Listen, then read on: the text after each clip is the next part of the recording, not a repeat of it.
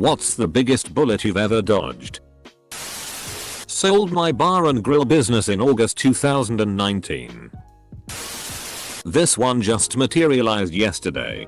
Actually, about a year ago at my job I was offered to switch from my current team where I was established for a few years, had seniority, etc., for a new department that just started to kick it off. Right processes. Basically start from square one.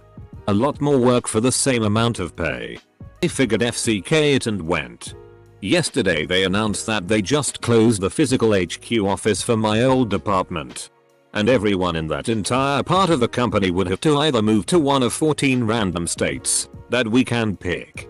It's chosen basically by a roulette wheel for where you're going, to a local office. Or they are going to be fired on the 22nd of June. Thankfully, since I'm part of the new department, I wasn't included in that mandate. Phew. I was a teen driver not paying attention at an intersection at the crest of a hill with low visibility when the light turned green. The car behind me honked, and just as I was about to go, a truck barreled through the red light on the perpendicular road at decidedly ludicrous speed. If I had been paying attention and gone when the light turned green, I very likely would have been T-boned to death. Closest call I've ever had. Years ago I was on a first meet for an internet date. We met at a bar and the bartender carded us.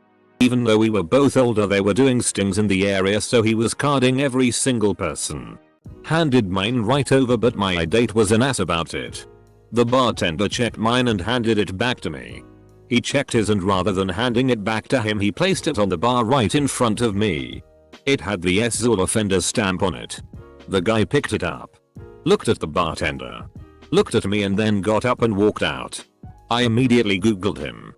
He was on the registry and had been in prison for rape. Lesson learned. Always Google. The bartender and I are still friends. Grandma got a flat tire. Pulled over. As she was on the side fixing the tire, her car was hit and totaled.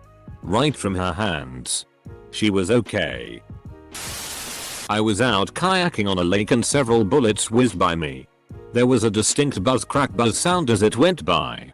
I think some people were just out plinking in their backyard, adjacent to the lake, and didn't think a backstop was necessary. This also happened to me a few weeks later when I was paddling on a small stream. Bullets whizzed by above the bank, just over my head. I don't think anyone knew I was there either time. Regardless, when you go out and shoot stuff, make sure there's a backstop. FFS. Also, I don't know how big the bullets were, so I'm unsure which was the biggest bullet dodged. I was working in an amusement park during college summers. I used to come home from college on a Friday afternoon and usually pick up a Friday shift as well as a full weekend. During the month that the park was only open on weekends, I was a manager at my attraction. One particular Friday, I got home and was too exhausted to do a Friday night shift, so I bagged it and decided to just work the Saturday, Sunday and be back at school on Monday. I got a call from a good friend and co-worker telling me that our attraction was in flames. There were casualties, and a couple of my friends and co-workers were missing. 7 people lost their lives.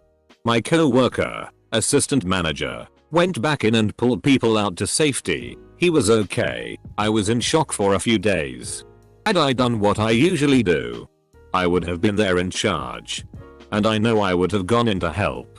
It could have been an entirely different situation. So yeah, I dodged a bullet. But a devastating event happened. I'll never know. I was booked on Pan Am Flight 103, which went down over Lockerbie, Scotland. I didn't have a premonition or anything supernatural. I just decided to cancel my seat. Didn't think anything of it until the plane went down and my mother had written down my flight plan and reminded me. This was back in the day when you could cancel without a penalty up to a couple of days in advance. Edit, you know. When I posted my response, I didn't realize how many comments I would get that involved people who were impacted by this sad event. On any given day, we make decisions for no concrete reason really. Like, I just chose not to go that day, and we come to learn it was a good decision. I try not to evaluate my decision because I don't want to affect my future decisions by second guessing or trying to work the odds. This is only one example of times that I dodged a significant bullet. I wrote a different post, but erased it before I hit save.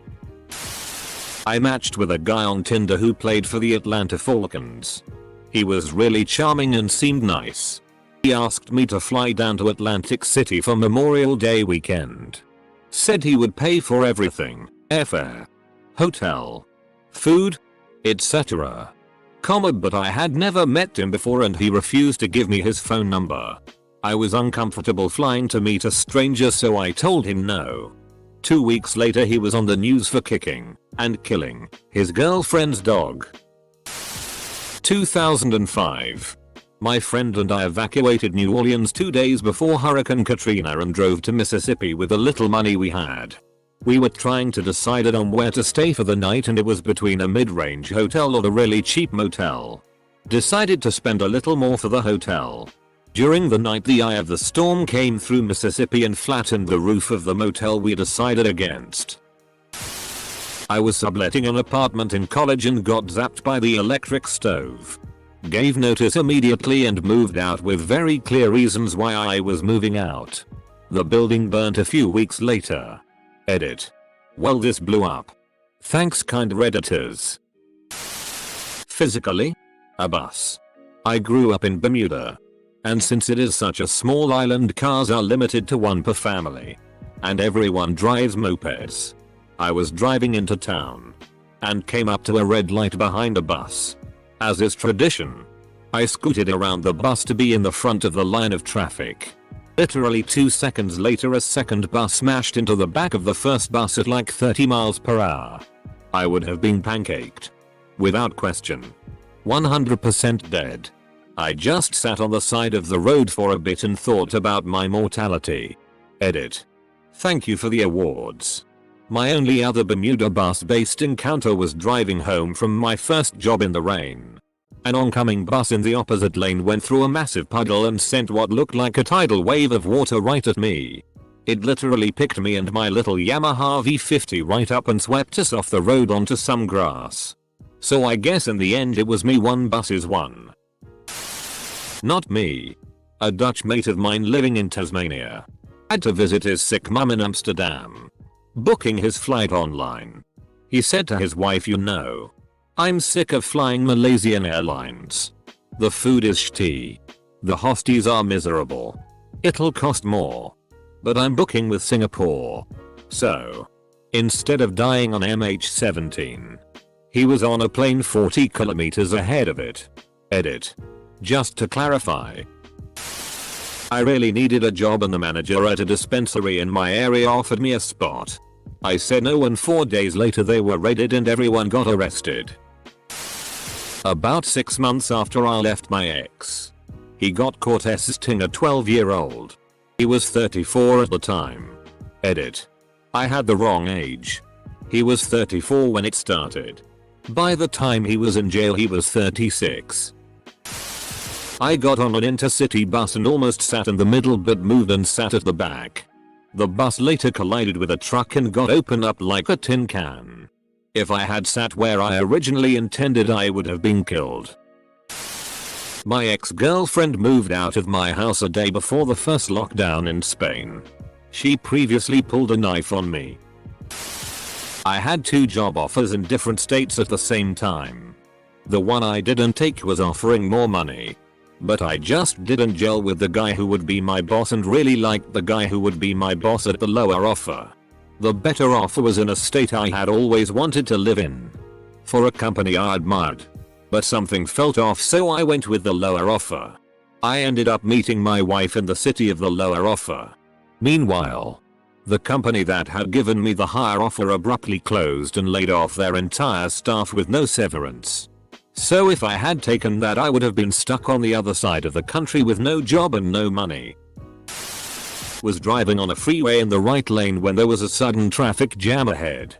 I slammed on my brakes and was about to swerve onto the shoulder when I noticed that I wasn't sure the semi behind me could stop, and I didn't know how long we actually had a shoulder. Construction was happening at the time. Made the decision to rear-end the car in front of me to stay off the shoulder. The truck went onto the shoulder, brakes squealing, and finally managed to stop when the back tires of their trailer were level with me. Good thing we weren't in a center lane and that we happened to have a shoulder at that moment. As a bonus, I stopped in time and didn't hit the car in front of me after all.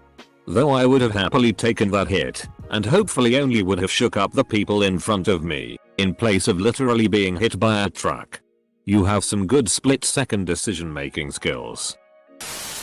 A few months ago I was driving on I-80 at night when out of nowhere the biggest buck I'd ever seen is in the middle of my lane. I did exactly what you're not supposed to do and swerved. And thankfully managed to keep the rear of the car content with it. I literally shaved that buck's ass. My mirror was folded in. I know you're not supposed to swerve, but I drive a tiny little thing and that buck's body would have gone through my windshield into my and my wife's face at 70 miles per hour. A year ago, almost to the day, I was offered a new job. It was exactly what I was looking for and was really excited. They told me they would email the contract, but after a week I hadn't had anything. After a lot of chasing they told me they'd change the structure of the organization so the position wasn't available. I have a month's notice for my current job, and if I had taken the job my notice period would have been after the cutoff date for furlough in the UK. The new job was in an industry that collapsed through the pandemic and the industry I work in has boomed. If I had received that email I would have probably been close to bankruptcy now. My first ever boyfriend dated me when I was 14 and he was 16. We only dated for 1 week before he took me into the woods and forced me to kiss him. I started to feel a psyche and broke it off that same day. 5 years later I found out that he was now in prison for raping 2 14-year-old girls. Finishing up my paper route when I was a kid. Walking home on the sidewalk next to a busy road with sister on the inside. Dragging our little buggy on the outside. Middle of winter. Car jumps the curb and takes out our buggy. Neither of us know what the hell had just happened other than the ungodly SCRPing sound and that our buggy was gone. Find out later that the driver saw us run home scared and brought back our buggy, which was utterly destroyed in a crumpled heap.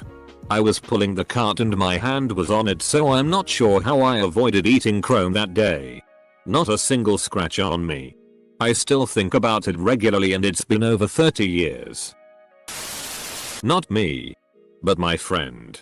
We were in a bar and she was talking to a dude she met on Tinder.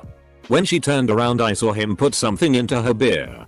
I walked up, pretended to stumble, and knocked it out of her hand. Apologized. Told her I'd buy her next beer. And when we walked over to the bar I told her what he did. We left right after. Decided to grab a case of beer and play Mario Kart that night instead. I only tagged along because she asked me to. Which I'm always perfectly happy to do. Glad I did. That time I didn't go along for the ride when a friend of mine was running weed, years ago. Back when it was more illegal. I was bored and unemployed at the time. And passed on this trip because I had to go to a job interview to be a zombie for Halloween festivities at an amusement park. I got the job. My friend got arrested and did 30 days in jail. Attempted suicide. Ended up passing out in some bushes near the train station. Early the next morning. A girl I went to high school with, who I barely knew, saw me while she was boarding the train for a college interview early in the morning. She recognized me and told the conductor. He dismissed me as a junkie who just needed to sleep it off. She said, "I know him. He does not do drugs or drink. Call 911 now. 3 days in a coma. etc. etc. I am very grateful. Edit. I expected this to be an into the ether cathartic post that would go fully ignored.